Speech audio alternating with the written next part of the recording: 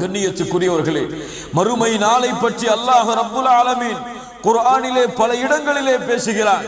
அல்லாஹ் தன்னை பற்றி எச்சரிக்கை செய்யும் போதெல்லாம், தன்னுடைய சக்தியை பற்றி, வல்லமைகளை பற்றி அல்லாஹ் ரப்புல் ஆலமீன் கூறும் இடங்களில் எல்லாம் அல்லாஹ் ரப்புல் ஆலமீன் மறுமையின் எச்சரிக்கையை கூறுகிறான்.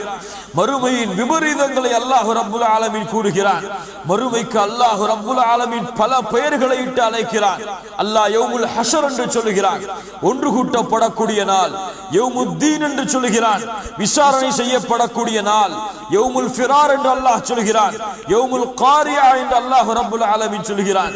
கண்ணியத்துக்குரியவர்களே, அந்த மறுமையின் நடுக்கங்களை, அந்த மறுமையின் திடுக்கங்களை அல்லாஹ் ரப்புல் ஆலமீன் குர்ஆனிலே பல இடங்களிலே நமக்கு எச்சரிக்கையாக, நமக்கு அறிவுரையாக, நம்முடைய கவனங்களை அந்த மறுமையை நோக்கி திருப்புவதற்காக அல்லாஹ் ரப்புல் ஆலமீன் பக்கத்திற்கு பக்கம் அல்லாஹ் கூறிக்கொண்டே இருக்கிறான்.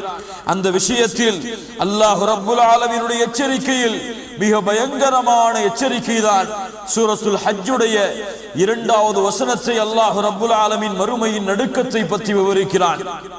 அல்லாஹ் சொல்கிறான், قال تعالى يا أيها الناس اتقوا ربكم.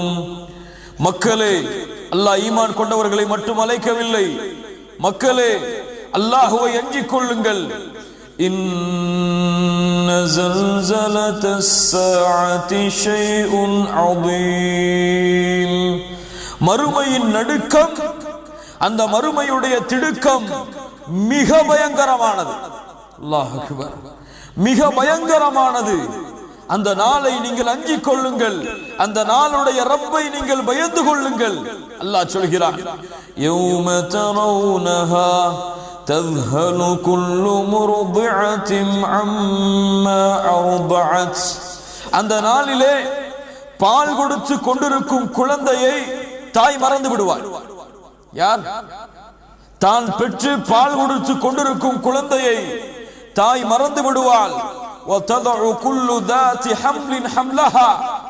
வயிற்றிலே சுமந்து கொண்டிருக்கும் ஒட்டகம் தன்னுடைய குட்டியை வெளியாக்கிவிடும்.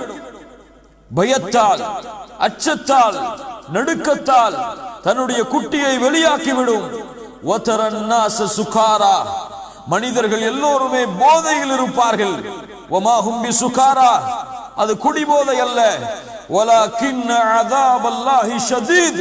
அல்லாஹ் சொல்கிறான், அந்த நாளிலே அல்லாஹ்வுடைய வேதனை மிக பயங்கரமாக இருக்கும் காரணத்தால், அல்லாஹ்வுடைய கோபம் மிக பயங்கரமாக இருக்கும் காரணத்தால் இந்த நிலைமை மக்களிடத்திலே ஏற்படும் என்று அல்லாஹ் ரப்புல் ஆலமீன் சொல்கிறான்.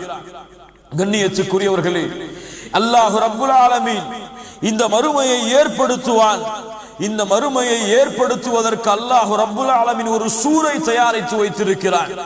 அல்லாஹ்வுடைய தூதர் முஹம்மது ரசூலுல்லாஹ் ஸல்லல்லாஹு அலைஹி வஸல்லம் சொன்னார்கள், அல்லாஹ் ரப்புல் ஆலமீன் எப்போது இந்த சூரையும் இந்த சூரை ஊதக்கூடிய மலக்கையும் அல்லாஹ் படைத்தானோ, அன்றைய தினத்திலிருந்து இந்த சூரை ஊதக்கூடிய மலக் தன்னுடைய வாயின் நுனியில் இந்த சூரை வைத்துக் கொண்டு அல்லாஹ்வுடைய கட்டளையை எதிர்பார்த்து கொண்டிருக்கிறார்.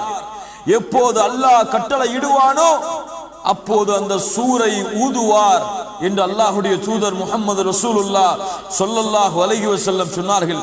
கண்ணியத்துக்குரியவர்களே, அந்த காட்சியை தான் அல்லாஹ் ரப்புல் ஆலமீன் சூரத்து ஸுமருடைய 68வது வசனத்தில் அல்லாஹ் தெளிவுபடுத்துகிறான்.